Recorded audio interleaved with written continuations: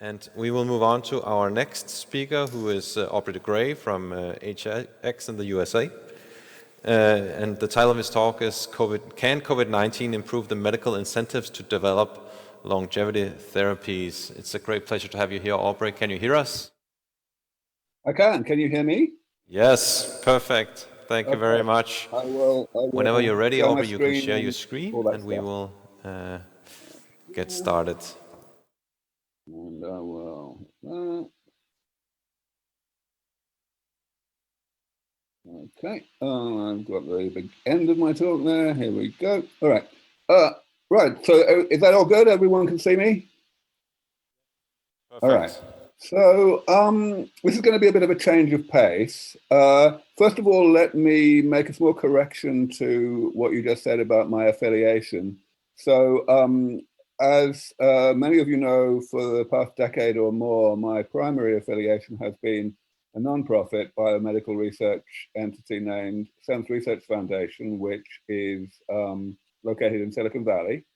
And Ajax is a company that I worked for under Mike West for a short while over the past couple of years.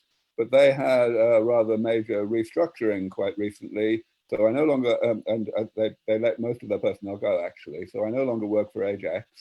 However, the work that I'm going to be talking about really isn't affected by that. All right, so yes, this is going to be a bit of a change of pace because, as many of you know, I am not only the Chief Science Officer of a biomedical research organization, I also have a lot of my time spent on advocacy in this field and helping to hasten the crusade that we're all involved in. And I think that now is an appropriate time to be focusing on that for this audience, because a number of the things that influence what the biomedical research community needs to be doing and saying are changing at the moment.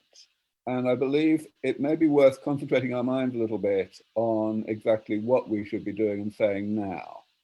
In terms of actual work that's come out of SENS Research Foundation recently, I could have talked about that instead. We've had some quite exciting publications over the past year, progress in our mitochondrial work, for example, and also just in the past month, some progress that may have relevance to the previous talk, in fact, because we are beginning to gain a better understanding of the process that reduces the elasticity of the extracellular matrix. Of course, that has a good deal of contribution to the change in physical appearance, whether it's of the hands or the face or whatever. And we had a couple of papers out in the Journal of Biological Chemistry just last month. So I encourage you to have a look at them if that's what you're interested in. But with regard to advocacy, I want to say a few things about this. And I want to start with some news that I'm sure all of you have heard that came out just a week or two ago. And maybe this was already mentioned. It's very early here in California, so I am afraid I missed the earlier talks today. But I think all of you are probably aware that one of the biggest players in the whole rejuvenation biotechnology field, namely Unity Biotechnology, reported a rather conclusive failure of their phase 2 clinical trial against osteoarthritis to remove senescent cells in cartilage. And of course, they hit their share price like nothing on earth. I think now is the time for us not only to remind ourselves, but to be reminding the world what this means and what it doesn't mean. Because people often forget that a clinical trial is an experiment, and that in that sense, it is no different from the early stage experiments that we all do in our labs every day. We know that there are three outcomes of an experiment. Either it tells you yes or no, the question that you were asking in the experiment, or the experiment just doesn't work and you come away knowing that you've basically just got to do it again and you haven't learned anything. And clinical trials are just the same, but the wider world often forgets that. So I think we absolutely need to be making sure to, to, as I say, roll with the punches and keep going, but also make sure that the wider community, especially, of course, the investor community, does not get disproportionately discouraged by negative events like this. This guy, Ned David, who was, of course, the spearhead of Unity Biotechnology since the beginning, is really quite a big hero of mine. He actually, without him, we wouldn't have got this far. And he's the kind of person who needs our support right now. So I think it was worth pointing that out. Now, as I mentioned in the title of my talk, I want to talk about the intersection and interface between our work here to postpone the health problems of late life and the pandemic that has so changed our lives this year. I think it is actually very important to see how we can leverage the fact that the elderly are so disproportionately affected by COVID. Of course, we're well aware that the elderly tend to be more affected than the young by infectious diseases, but of course the level of that disparity is particularly extreme in the case of COVID. And, it's been well publicized that this is not just chronological age we're talking about, it's all about pre-existing conditions. And of course, we know that the economic hit is astronomical. So, we've got to try and fix this. We've got to try and not only bring the current pandemic under control as best we can, as quickly as we can, we've also got to act as a society to prevent the next pandemic from becoming a pandemic at all, or at least from becoming such a game-changing one. So the question is, how will we do that? And I think we need to point out the real answer to that question, because it's not so obvious as all of that. Most people are going to be thinking very much in the way that I'm describing at the top of this slide. People are going to be saying, well, okay, the immune system goes downhill during aging, and, that's a bad thing. But, we've got to kind of compensate for that. We've got to streamline vaccine development. We've got to, get much better at responding to outbreaks, all that kind of thing that we all know. But that is not really what's required, because insofar as it focuses on aging at all, that kind of way of thinking is very likely to end up focusing on the aging of the immune system as if it were happening in isolation, which of course it isn't. We all know perfectly well in this research community that every organ system in the body ages in lockstep for a reason, namely that there is a huge amount of crosstalk between the systems that are going downhill. So that we will never actually have a big effect on the aging of the immune system, especially not a big rejuvenating effect, unless and until we have a big effect on rejuvenation in general, on fixing the whole of the body. Now, one thing that I have found when discussing this point with other researchers is a degree of pessimism and skepticism with regard to how well it may be possible to persuade non-biologists of this point. And maybe we just ought to take what we can and get better investment in research to rejuvenate the immune system and see what we can do. But I don't agree with that. I don't think we should be so defeatist about this aspect of advocacy. Here's why. This is Nicole Shanahan, whose main claim to general audience fame is that she is married to Sergey Brin, but her main claim to fame in our community is that she has donated a very substantial sum of money to anti-aging research, in the form, largely, of donations to the Buck Institute for Research on Aging. She also gave SENS Research Foundation some money. Now, the question is why? And the starting point of all of this was when she came to me and to SENS Research Foundation to find a way to contribute and hasten research on one small aspect of aging. In her case, it wasn't the immune system, it was female reproductive aging that she had a particular focus in. And her assumption when she came in was that this could be addressed in isolation, and that, she'd just, work on that, and that was it. And so our job was to educate her to understand that, no, there is this crosstalk. You're not going to be able to substantially rejuvenate female reproductive aging without doing something more general. And that education process worked. And here we are with a very substantial amount of support from someone who didn't know this at the beginning. So I just want you all to recognize this as a precedent for what we should be doing as a community in terms of leveraging COVID.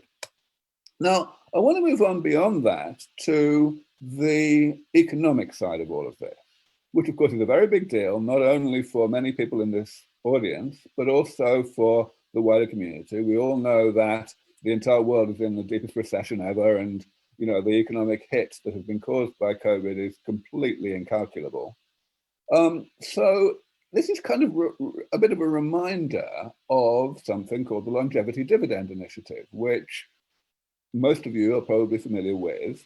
Some of you are probably too young to even remember its original form, which happened, I'm going to say 15 years ago, led by an extremely authoritative and well-respected quartet of leaders in our field: Jay Olshansky, Bob Butler, Dan Perry, Rich Miller.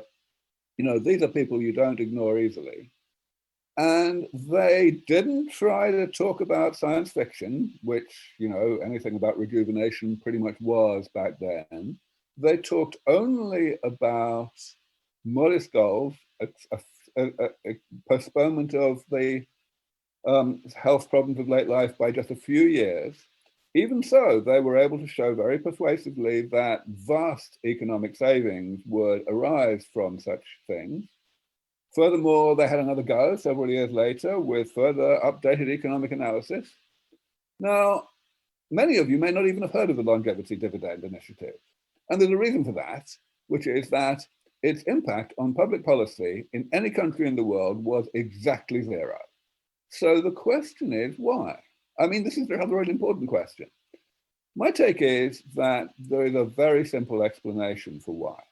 Namely, the Longevity Dividend Initiative talked all about what benefits would accrue if and when we were able to achieve this postponement of the health problems of late life, but it said nothing at all about the actual probability that that improvement would arise as a result of a manageable amount of investment in the relevant research. And of course, the reason it didn't was because the entire biological community, with the exception of more or less me, was not willing to come out and actually make such claims of a certain amount of probability, of a certain amount of success in a certain amount of time. Now, a lot of people think that I think that the entire rest of the community is just a bunch of cowards who won't come out and actually tell it like it is. But of course, that's not really what I think. What I actually think is that I'm just lucky because I am I'm arguably the only prominent member of the community who is able to tell it like it is without endangering his own funding. And the thing is, that is a position which is now changing a lot. Back in 2007, I was the only person who could talk about decisive intervention in aging. And so I did so. And yeah, there was a certain amount of impact, and a lot of people didn't like it and so on. But now it's not like that. People who do not have the luxury that I have of relative invulnerability to the funding ecosystem are also now able to come out and say more or less exactly what I said a decade previously. And this is happening all over the place. David Sinclair, of course, is a particularly prominent example. But Nir Barzilai, who spoke just an hour ago, has also got a book out, a general audience book, saying more or less the same thing. There are lots of people now doing this. And I believe that that actually makes a huge difference, because once the center of gravity of publicly stated expert opinion starts to be optimistic about a relatively near-term time frame for a relatively substantial postponement of the health problems of late life, we are in a different world in terms of advocacy. And everybody who is in this conference today needs to see that coming and be part of that sea change. Now, the last thing I want to talk about is an example of advocacy. Well, actually, this is the second last thing I want to talk about. An example of advocacy from the UK, which has started to really take hold. A lot of people talk about the oxygen of publicity. Richard Dawkins is very famous for saying that people who understand evolution just should not talk to creationists because they just don't deserve to have a platform. And, you know, some people used to talk about rejuvenation that way 15, 20 years ago. But now the thing that we ought, I believe, to start talking about and thinking about in that way is the whining about reasons why we shouldn't be trying to defeat aging. And that is now starting to happen. The APPG, which I'm mentioning on this slide, is the all-party parliamentary group from the UK focusing on aging and longevity. It's headed by this lady here, Tina Woods, and she brought out a really rather comprehensive and wide-ranging document just 6 months ago, as you can see down there, focused to whose audience is policymakers. And the key thing I want to emphasize about this document is how little it addressed the problems of whether we should be doing this that have so dominated the conversation over the past decades. There was hardly any mention of the word aging even. It was all about health. There was, even when there was mention of aging, hardly any mention of healthing aging, let alone this terrible thing, compression of morbidity, that has taken hold as the fulcrum of advocacy in the gerontology community for so long. So this is something that I would encourage all of you to read. It's free online, and it really tells me, and I believe it should tell you, the way in which we should and should not be talking about our goal when we have the ear of policymakers. Final thing I want to talk about is the X Prize. I'm sure you're all familiar with the X Prize, the original X Prize for space tourism and the many other prizes that have been offered by the X Prize Foundation over the past 20 years for various other ambitious goals. For the past 15 of those years, I have been in conversation on and off with Peter Diamandis about doing some kind of prize in the longevity space. Finally, it's happening. And this comes back to my main theme today. It's going to be focused on immune rejuvenation as the stated goal, because, of course, that is so high in people's minds these days. But for exactly the crosstalk reason that I gave earlier, the reason for this is really just subterfuge. The fact is that the way in which we will be able to achieve substantial rejuvenation of the immune system is by rejuvenation in general, and therefore just by setting the threshold, the actual goal for winning this prize in an appropriate way, we will be able to achieve this. So that's the last thing I wanted to talk about. I want to thank the people who are spearheading the funding of this, Sergey Young and Michael Antonov. And I see Martin's already up at the podium indicating that I'm over time, so I will stop there. Thank you very much. Thank you very much, Aubrey. Really interesting perspective in how we can get the public involved in this. We have a question from Tony Fatiga. Great presentation, Aubrey. It's quite lengthy, so bear with me. Reversing biological aging in those over 50 years old should, in theory, reduce coronavirus death rate by 98%. Yet the general public doesn't appear to get excited or interested in that cure. I suppose they are wanting to see at least N=1 achieve this milestone before getting excited. What are your thoughts about reversing biological aging in flowers so they last year after year without dying? That might get the public to start realizing that aging in an organism can be re-engineered and an easy step to achieve to build momentum. Interesting. Yeah, that's definitely an interesting take on the usual thing that's said. I mean, a more frequent similar suggestion is that we should be focusing on domestic pets, on cats and dogs.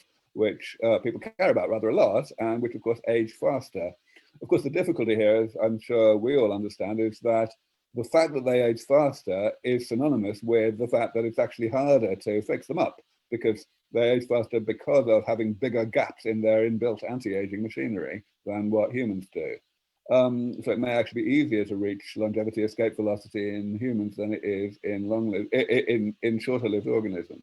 However, of course, the question is spot on. We have to find ways to get people excited. My take is that we just need to get people to realize what they are already doing with their actions.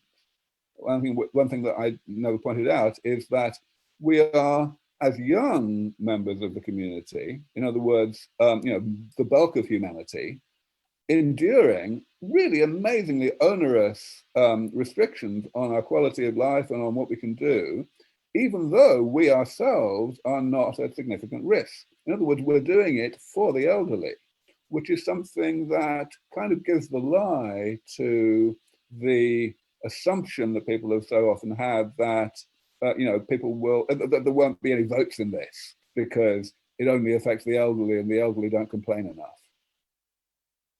Yep. All right.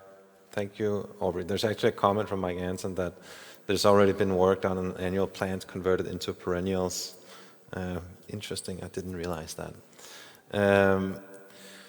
I don't have any more questions from here, and we are over time anyway, so I really appreciate your time, Aubrey, and I know it's early in California, so thank you so much for joining and for your great talk.